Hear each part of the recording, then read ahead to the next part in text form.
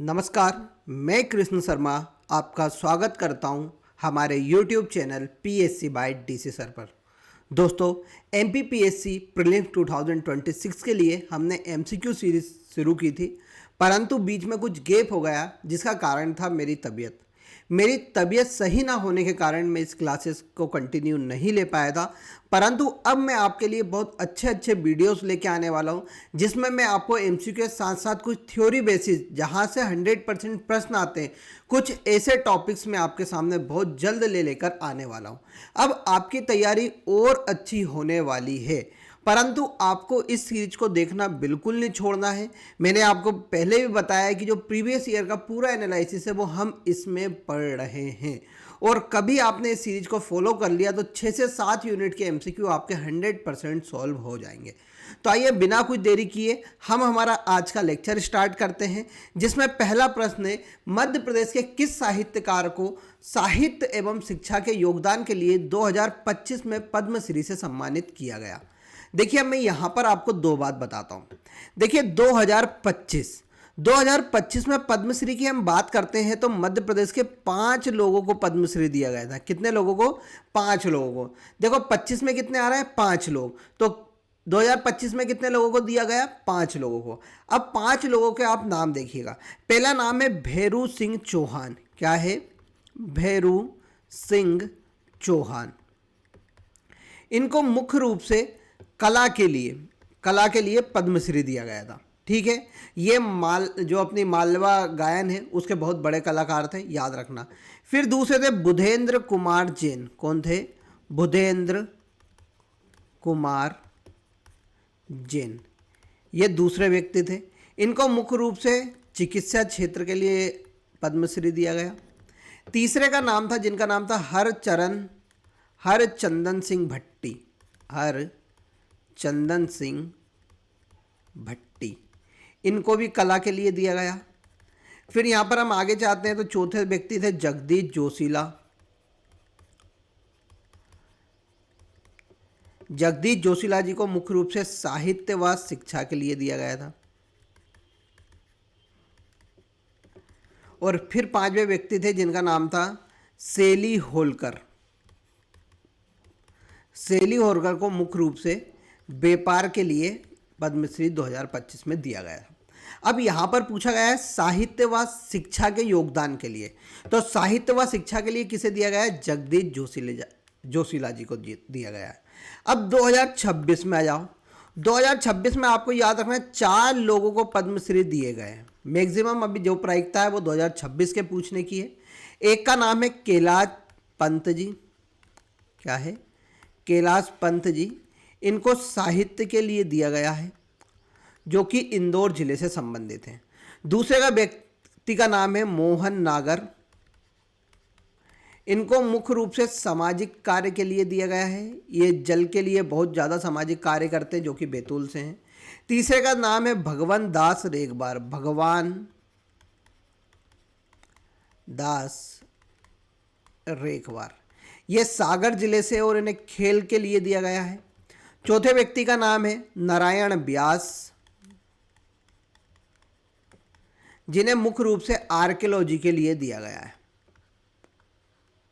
और ये कहां से? उज्जैन जिले से। तो 2026 में आपको याद रखना है 4 लोगों को दिया गया है, और 2025 में 5 लोगों को दिया गया था। दोनों लिस्ट मैंने आपको बता दी हैं, तो आपको याद रखना है दोनों लिस्ट। अगले प्रश्न पे चलते हैं।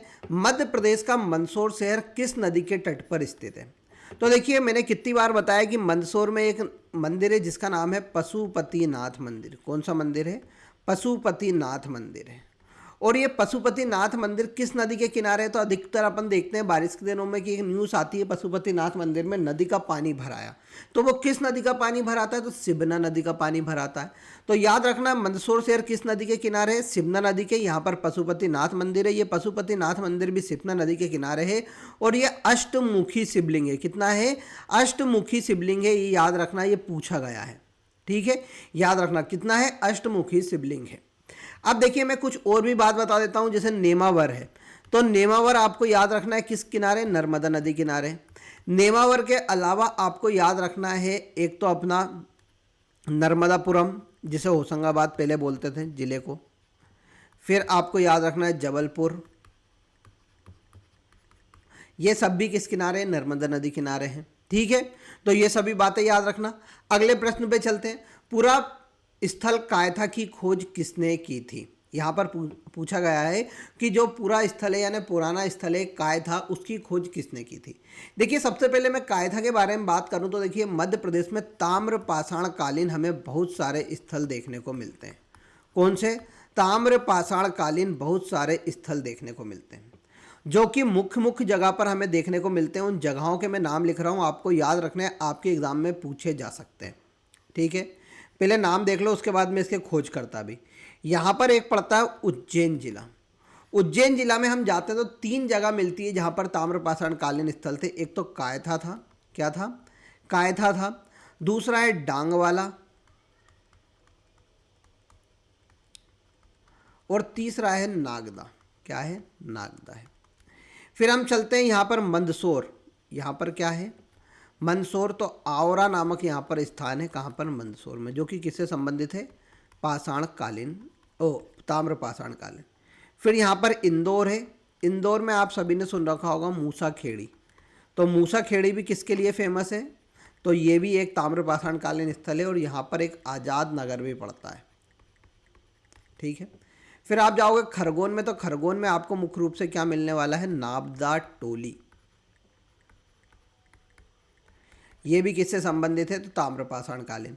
फिर आप जाओगे सागर में। तो सागर में आपको मिलेगा एरण। क्या मिलेगा? एरण।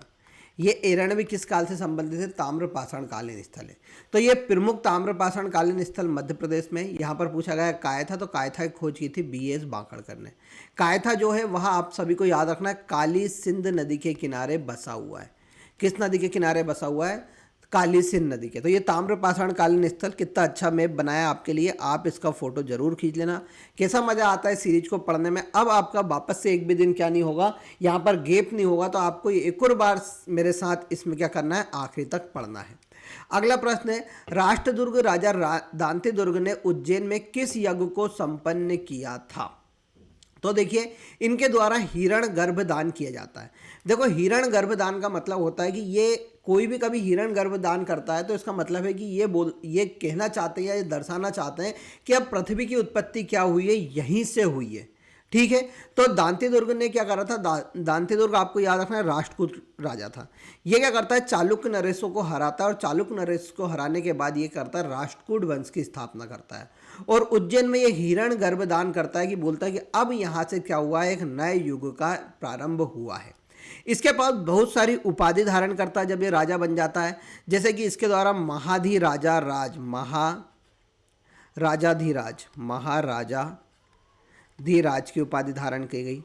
परम भट्टारक की उपाधि धारण की गई थी। परमेश्वर की उपाधि धारण की गई। ये सभी किसके द्वारा धारण की गई थी? दांती दुर्ग। राष्ट्रकूट वंश का एक राजा होता है, उसका नाम था कृष्ण प्रथम। क्या था? कृष्ण प्रथम। इसके द्वारा मुख्य रूप से एलोरा में जो कैलाशनाथ मंदिर है, कैलाशनाथ मंदिर जो एलोरा में है, वो किसके द्वारा बनवाया गया था? मुख्य रूप से कृष्ण प्रथम के द्वारा बनवाया गया था, जो किस वंश से संबंधित थे? दांती दुर्ग के राष्ट्रकूट वंश से वो संबंधित थे। अगले प्रश्न पे चलते हैं। मध्य प्रदेश के माननीय राज्यपाल श्री मंगू भाई पटेल का जन्म स्थान कहाँ है? तो देखिए, वर्तमान में मध्य प्रदेश के राज्यपाल है मंगू भाई पटेल, जिनने 6 जुलाई 2021 को मध्य प्रदेश के राज्यपाल की पद की शपथ ली थी। इनकी हम बात करते हैं, ये किस जिले से हैं? तो ये मुख्य रूप से किससे हैं? गुजरात के नवसारी जिले से संबंधित है। ये मध्य प्रदेश के 19वें राज्यपाल हैं। क्या है? मध्य प्रदेश के 19वें राज्यपाल हैं। मध्य प्रदेश के प्रथम राज्यपाल का नाम था पट्टाभी सीतारमैया। क्या था? पट्टाभी सीतारमैया मध्य प्रदेश के प्रथम राज्यपाल का नाम था। अगले प्रश्न पे चलें, उससे पहले मैं बता देता हूं कि बेटा अब जरूरी हो चुका है टेस्ट सीरीज लगाना। ये जो सभी हम प्रश्न पढ़ रहे हैं ना, कभी आपने टेस्ट सीरीज ज्वाइन कर ली, और कुछ नहीं तो FLT वाली टेस्ट सीरीज, जिसमें आपको 50 टेस्ट मिलने वाले हैं मात्र 99 रुपये में, और पीडीएफ बिल्कुल फ्री ऑफ कॉस्ट है। कभी आपने ये भी परचेस कर लिया ना तो आपका मैं बता रहा हूँ 100% पेपर इन 50 प्रश्नों इन 50 टेस्ट में से घुमा फिरा कर आ जाएगा। अब ये ऑफर में चल रहा है, पहले ये 199 की थी परंतु ये ऑफर में वर्तमान में 99 रुपये की मिल रही है। साथ में 75 टेस्ट की जो टेस्ट सीरीज थी हमारी जिसमें 50 यूनिट वाइज थे जो 350 में मिलती थी, मात्र 199 में मिल रही है।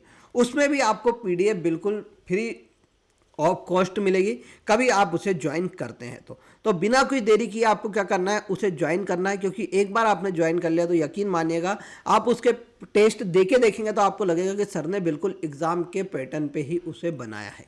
ठीक है, ज्वाइन करने के लिए आप हमारी एप्लीकेशन को डाउनलोड कर लो या दिए गए नंबर पर भी आप कॉन्टैक्ट कर सकते हैं।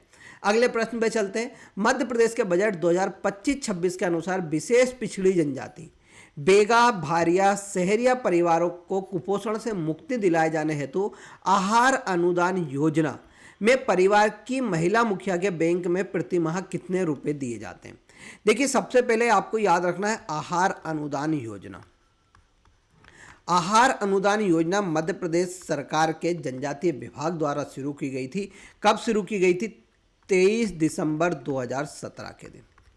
इसका उद्देश्य था पोषण युक्त करना या मुख्य रूप से कुपोषण को मिटाना। क्या करना? कुपोषण का खात्मा। ये इसका क्या था? उद्देश्य था। अब ये देखते हैं कि मध्य प्रदेश में अति पिछड़ी जनजातियां भैया एक तो बेगा, भारिया और सहरिया, ये तीन ही जनजाति को अभी तक क्या हुआ है, ये मुख्य धारा से नहीं जुड़ पाई हैं। तो इनके जो बच्चे हैं या इनके परिवार के जो लोग हैं वो अधिकतम क्या है? कुपोषित हैं। तो इनके कुपोषण को खत्म करने के लिए मध्य प्रदेश सरकार ने 23 दिसंबर 2017 के दिन आहार अनुदान योजना शुरू की गई थी। प्रारंभ में इसके अंतर्गत 1000 रुपये दिए गए, फिर 1250 दिए गए। वर्तमान में इसके अंतर्गत 1500 रुपये महिला, याद रखना, महिला मुखिया के अकाउंट में हर महीने पहुंचाए जाते हैं। तो याद रखना इसका राइट आंसर कितना हो जाएगा? 1500 हो जाएगा। और किसके अकाउंट में पहुंचाते? तो महिला मुखिया। आपसे ये पूछा जा सकता है कि आहार अनुदान योजना किन लोगों के लिए जारी की गई थी? तो याद रखना बेगा, भारिया और सहरिया के लिए। अगले प्रश्न पे चलते हैं। निम्नलिखित में से कौन भोपाल की महिला नवाब नहीं थी? अब महिला नवाब नहीं थी, नवाब तो हम नहीं बोलेंगे यहाँ पर, भोपाल की बेगम नहीं थी। क्या बोलेंगे? बेगम नहीं थी। अब देखिए, कुदसिया बेगम तो पहली बेगम थी। सिकंदर जहां बेगम वह बेगम थी जो 1857 में क्या थी? 1857 की क्रांति हो रही थी, तब भोपाल की क्या थी? ये मुख्य रूप से बेगम थी। शाहजहां बेगम आप सभी को पता है 1900 ईस्वी के समथिंग शाहजहां बेगम रही। कहाँ की? भोपाल की बेगम। हजरत महल बेगम, इनका नाम भी आपने 1857 की क्रांति में सुन रखा होगा। कानपुर वाले क्षेत्र से ये क्या करती हैं? 1857 की क्रांति में योगदान देती हैं। तो इनका नाम क्या था? हजरत महल बेगम। ये आपको याद रखना है, भोपाल की बेगमों में से नहीं है। अगले प्रश्न पे चलते हैं।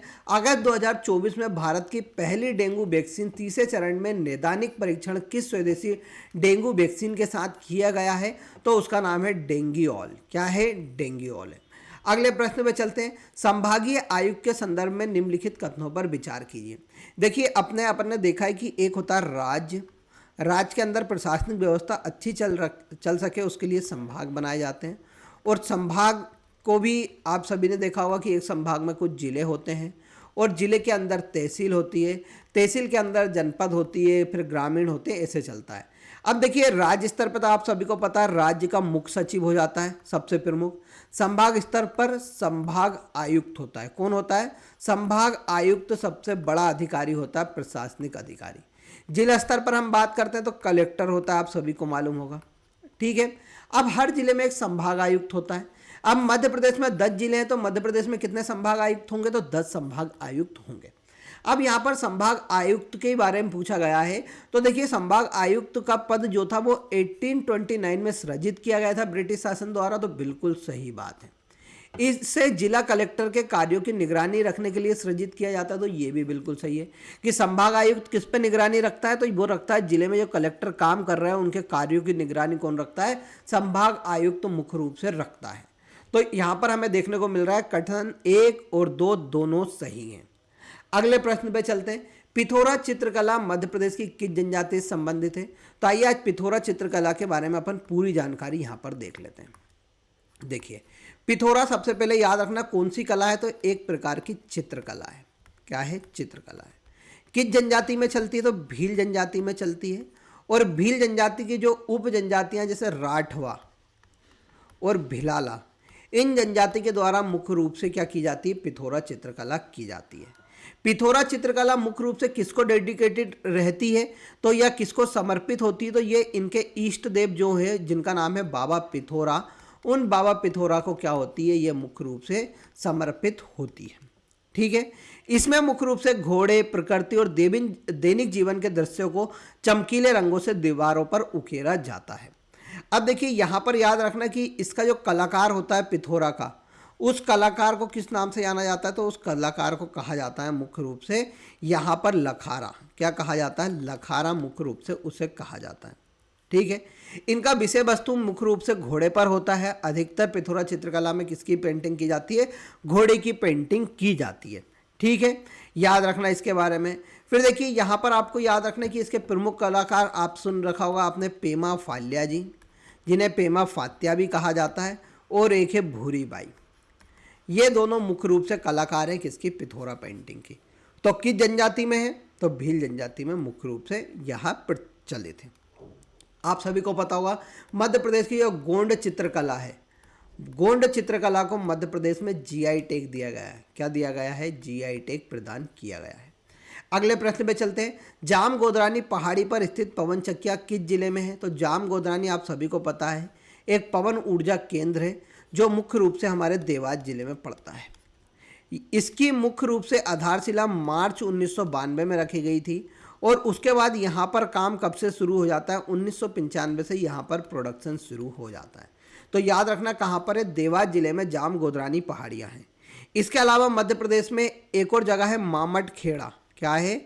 मामट खेड़ा नामक पवन ऊर्जा संयंत्र लगे हुए हैं, वो कहाँ पर है? रतलाम में। फिर देखिए रतलाम में एक और जगह है, उसका नाम है बेरछा, यहाँ पर भी रखे हुए हैं। सर्वाधिक पवन चक्कियों द्वारा सिंचाई कहाँ पर होती है? तो आप सभी को पता है इंदौर जिले में होती है। ठीक है, तो ये सभी आंकड़े आपको याद रखने हैं, आपके एग्जाम में कहीं ना कहीं पूछे जा सकते हैं। अगले प्रश्न पे चलते हैं। वन अधिकार अधिनियम किस वर्ष अधिसूचित किया गया था? सबसे पहले आपको याद रखना है वन अधिकार अधिनियम क्या है। तो वन अधिकार अधिनियम है यह कानून आदिवासियों और वन में रहने वाले लोगों को जंगल पर पारंपरिक अधिकार देता है। इसका मुख्य उद्देश्य था वन भूमि पर रहने वाले को भूमि और संसाधनों का अधिकार प्रदान करना। जब हम बात करते हैं कि ये इसे इम्प्लीमेंट कब किया गया था या अधिनियमित कब किया गया था, तो ये अधिनियमित होता है मुख्य रूप से कब? 18 दिसंबर 2006 के दिन। और लागू कब होता है भारत में? दोनों डेट पूछी गई है, इसलिए याद रखना 1 जनवरी 2008 के दिन ये संपूर्ण भारत में क्या हो जाता है? लागू हो जाता है। तो यहाँ पर पूछा गया अधिसूचित, तो यहाँ पर अधिसूचित तो कब किया गया? 2006 में। लागू कब? 2008 में। अगला प्रश्न है चीलर बांध किस नदी पर है? तो चीलर बांध शाजापुर जिले के अंतर्गत आता है। किस नदी पर? चीलर नदी पर ही बना हुआ है। ठीक है, अब देखिए बड़वानी में आप सभी को पता है कौन सा बना हुआ है? तो लोअर गोई परियोजना बनी हुई है जो नर्मदा घाटी के अंतर्गत आती है, जिसे एक और नाम से जाना जाता है क्या? तो भीमा नायक परियोजना के नाम से भी इसे जाना जाता है। धार जिले में हम जाएंगे तो धार जिले में हमें माही परियोजना देखने को मिलेगी जो माही नदी पर बनी हुई है। मान परियोजना देखने को मिलेगी जो मान नदी पर बनी हुई है, जो नर्मदा नदी की सहायक है।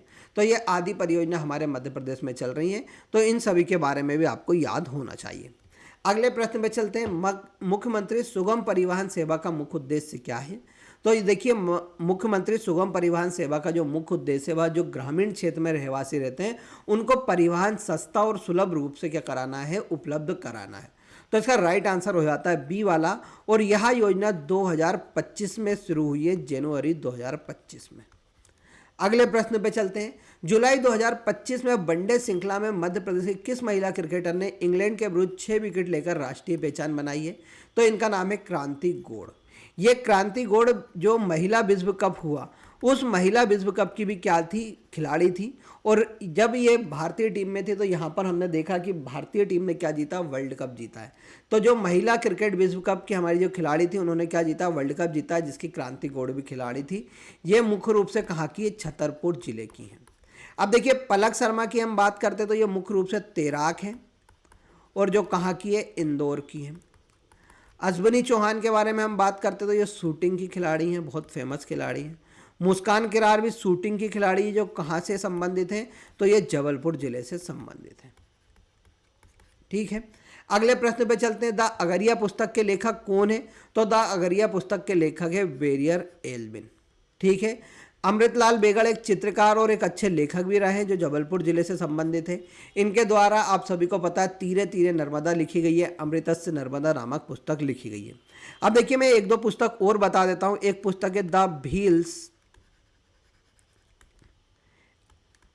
आ स्टडी, ये एक पुस्तक है। ये मुख्य रूप से टी.वी. नायक के द्वारा लिखी गई है। किसके द्वारा लिखी गई है? टी.वी. नायक के द्वारा लिखी गई है। फिर एक है द बेगास। द बेगास नामक पुस्तक भी किसके द्वारा लिखी गई है? तो वेरियर एल्विन के द्वारा ही लिखी गई है। द अगरिया भी किसने लिखी है? वेरियर एल्विन ने। द बेगास भी वेरियर एल्विन में। The Bhils study T B. Naik के द्वारा लिखी गई है। अगले प्रश्न पे चले, उससे पहले मैं बता देता हूं कि देखिए बेटा 1000 प्लस एमसीक्यू की हमारे पास पीडीएफ है, जो आपको यूनिट 5, 6, 7, 8, 9, 10 सभी की मिल जाएगी। और सभी यूनिट के 1000 प्रश्न हर यूनिट में, यानी लगभग ये है 6000 से ज़्यादा एमसीक्यू की पीडीएफ आपको मिलेगी। मात्र 199 रुपये में ये 6 ही पीडीएफ मिल रही हैं। अभी आपके पास मौका है कि आपको ज़्यादा से ज़्यादा एमसीक्यू लगाने चाहिए, तो आप क्या कर सकते हो, इसे निकाल कर अपने सामने रखकर डेली 1 यूनिट के एमसीक्यू भी लगा लोगे तो आपका बहुत ज़्यादा फायदा हो जाएगा। तो इसे परचेज करना बिल्कुल भी मत भूलिए, मेरे कहने से एक बार परचेज कर लीजिए, आपको बहुत फायदा होगा। अगले प्रश्न पे चले। विशेष बहुउद्देशीय जनजातीय एसएमपीटी विकास खंडों में जनजातीय विकास खंड का नाम किस पंचवर्षीय योजना काल में दिया गया था? तो यह तृतीय काल में दिया गया और तृतीय चली थी 1961 से लेकर 1966 तक। ठीक है, अगले प्रश्न पे चलते हैं। इंटरनेट ऑफ थिंग्स सेंसर जो विभिन्न तकनीकों डिजाइनों के माध्यम से सेंसर के पास आने वाली वस्तुओं और उपस्थिति या अनुपस्थिति का पता लगा सकते हैं, इन्हें किस नाम से जाना जाता है? जैसे यहाँ पर पूछा गया है कि एक प्रकार का सेंसर है, जैसे ही आप उसके करीब जाओगे तो क्या हो जाएगी, एक सेंस हो जाएगा। यानी वो क्या कर रहा है कि आप पास आ रहा है तो उसके उपस्थिति का क्या कर रहा है, सेंस के माध्यम से आपको जानकारी दे रहा है। तो इस सेंसर को क्या कहते हैं? तो इस सेंसर को बोलते हैं प्रॉक्सिमिटी सेंसर बोलते हैं। लेवल सेंसर, पानी का जो लेवल होता है, तेल का जो लेवल होता है, जब हम किसी टैंक को भरते हैं तो उसमें प्रॉक्सिमिटी सेंसर लगा होता है। जैसे आपके घरों में टंकी में लगा होगा, जैसे ही वायर उससे टकराता है तो क्या होता है, एक साउंड क्रिएट हो जाता है, तो उसे लेवल सेंसर। मोशन सेंसर आपके मोशन को रिकॉर्ड करता है, किस तरफ जा रहा है। इमेज सेंसर क्या होता है, इमेज के थ्रू किसी भी चीज़ को सर्च करने में इमेज सेंसर का इस्तेमाल होता है। भीलों में, भील जनजाति में अतक और ओदक क्या है? तो ये मुख्य रूप से कृषि व्यवस्था है, किसकी? भील जनजाति की। अगले प्रश्न पे चलते हैं। 1920-21 में रतौना सत्याग्रह क्यों हुआ था? तो याद रखना, रतौना सत्याग्रह मुख्य रूप से सबसे पहले तो आपको याद रखना है कहाँ पर हुआ है, सागर जिले में हुआ है। और कब हुआ है? 1920-21 में हुआ है। इसके प्रमुख सत्याग्रही का नाम आपको याद रखना है, एक तो अब्दुल गनी और एक और का नाम है क्या, अपने मुख्य रूप से पंडित माखनलाल चतुर्वेदी। तो ये किसके लिए था? तो ये मुख्य रूप से कसाई घर की स्थापना के विरोध में यह आंदोलन शुरू किया गया था। कहाँ पर? सागर जिले में। अगले प्रश्न पे चलते हैं। इंदौर में मालवा अखबार का प्रकाशन कब हुआ था? तो इंदौर में मालवा अखबार का प्रकाशन होता है 6 मार्च 1949 को, जो किसके द्वारा शुरू किया गया था? प्रेमचंद्र के द्वारा शुरू किया गया था। यह किस भाषा में था? तो यह हिंदी भाषा में शुरू किया गया था। अगले प्रश्न पे चलते हैं। अनुसूचित जाति और अनुसूचित जनजाति अधिनियम 1989 के अंतर्गत निर्धारित अधिकतम सजा कितनी है? तो अधिकतम सजा भैया इसमें आजीवन कारावास की सजा दी जा सकती है। अगले प्रश्न पे चलते हैं। मध्य प्रदेश में बीदरी क्या है? तो बीदरी एक प्रकार की चित्रकला है। अगले प्रश्न पे चले, उससे पहले मैं बता देता हूँ कि एमपीपीएससी प्रीलिम्स 2026 का बैच 599 रुपये में मिल रहा है, मात्र 999 की जगह, जिसमें आपको डीसी सर की याद कराने वाली क्लासेस मिलने वाली है। तो इसको ज्वाइन करना बिल्कुल भी मत भूलना। अगले प्रश्न पे चलते हैं। हार्डवेयर स्तर पर किसी विशेष डिवाइस समग्र नियंत्रण, संचालन और प्रबंधन का जिम्मेदार निम्नलिखित में से किसे सौंपी जाती है? नियंत्रण यानी कंट्रोल, संचालन यानी क्या होता है, उसको मुख्य रूप से चलाना, प्रबंधन यानी उसका मैनेजमेंट। तो ये तीनों का जिम्मेदार कौन होता है? तो उसका नाम होता है डिवाइस ड्राइवर। डिस्क क्लीनर, जो आपके कंप्यूटर में वायरस वगैरह आ जाते हैं उसको क्लीन करने के लिए डिस्क क्लीनर होता है। ठीक है। ऑपरेटिंग सिस्टम, तो आप सभी को पता है यूज़र और कंप्यूटर के बीच में इंटरफेस जो हमें प्रोवाइड करता है वो ऑपरेटिंग सिस्टम होता है। सिस्टम यूटिलिटी किस प्रकार से हम सिस्टम को यूज़ कर सकते हैं। अगले प्रश्न पे चलते हैं। केन बेतवा लिंक परियोजना मध्य प्रदेश के साथ साथ किस राज्य को लाभान्वित करेगी? तो यह उत्तर प्रदेश को लाभान्वित करेगी। देखो एक बार मैं बता देता हूँ आपको, समझ जाना। यहाँ से निकलती है एक बेतवा नदी, क्या निकली? बेतवा नदी। यहाँ से निकलती केन नदी कटनी से। अब ये केन बेतवा हो गई। अब ये किस राज्य में जा रही? उत्तर प्रदेश में। अब क्या किया जा रहा है? इन दोनों को यहाँ से कनेक्ट किया जा रहा है बुंदेलखंड को पानी देने के लिए। तो इसे क्या कहा जा रहा है? केन बेतवा लिंक परियोजना कहा जा रहा है। यह केंद्र और राज्य सरकार के सहयोग से चलेगी, जिसके लिए 44,605 करोड़ रुपये अभी वर्तमान में दिए गए। इसके अंतर्गत 130 मेगावाट बिजली भी उत्पादन किया जाएगा। ठीक है। अब देखिए मध्य प्रदेश सरकार ने एक और कर लिए, चंबल पार्वती कालीसिंध लिंक परियोजना।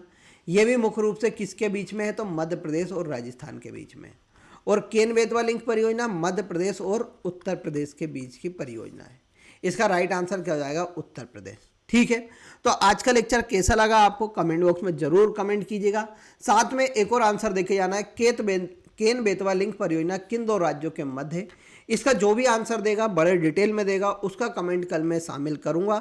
और कभी आज जितने ज़्यादा से ज़्यादा कमेंट आएंगे उसी के आधार पर कल की क्लास आएगी। ठीक है। अब मिलते हैं कल, तब तक के लिए जय हिंद जय भारत।